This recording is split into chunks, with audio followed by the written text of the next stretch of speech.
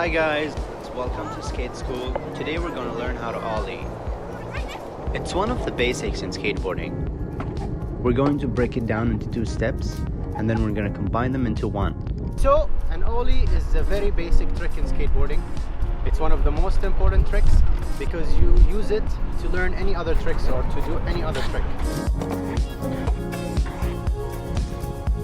Today we're going to try to break the ollie into 2 parts and then combine it into the 3rd part, which blends the whole trick. I want you guys to practice the pop.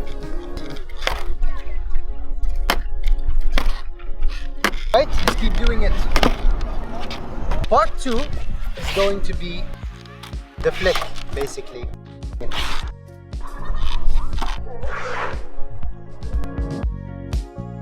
Okay, now we're gonna blend both into one.